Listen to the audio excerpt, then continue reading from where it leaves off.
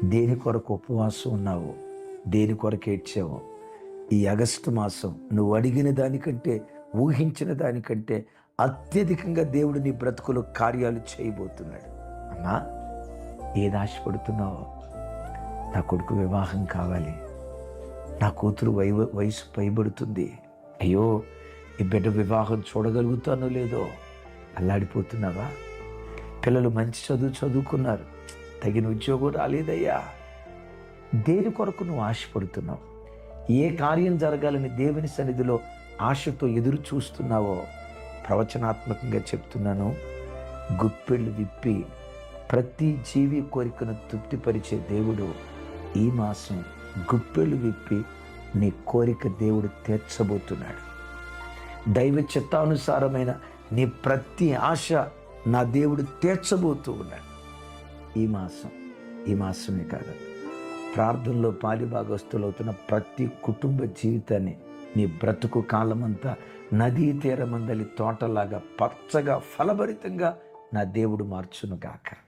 ప్రకటన గ్రంథం 7:17 చూస్తాం కదా, దేవుడు తానే కాపరిగా ఉండి నీటి బొగ్గల యొద్దకు నడిపిస్తాడు. ప్రతి వాని కళ్ళల్లో నుంచి జాలువారుతున్న ఆ కన్నీటి బాష్ప బిందువులను దేవుడే తుడిచేస్తాడు. చెల్లి, ఒక్కసారి నా వైపు చూడరా, నా దేవుని మాట విను.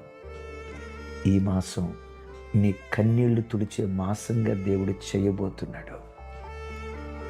ఏ భర్త కోసం ఏడ్చావో ఆ భర్త విషయమే నువ్వు నవ్వే దినాలు దేవుడు నీకు అనుగ్రహిస్తాడు.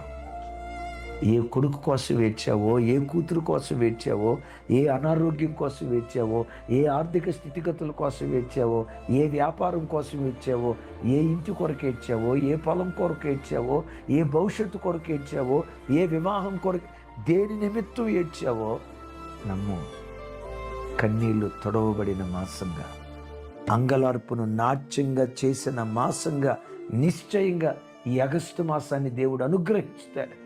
దేవుడే వారికి కాపరి అయి వారి కళ్ళల్లో నుంచి బయలుదేరిన ప్రతి కన్నీటి చుక్క తుడుస్తాడు. నీ కన్నీళ్లను దేవుడు తుడిచి ఏది నీ దుఃఖ కారణమైందో గతంలో, అదే నీ సంతోష కారణంగా దేవుడు చెయ్యునుగాక.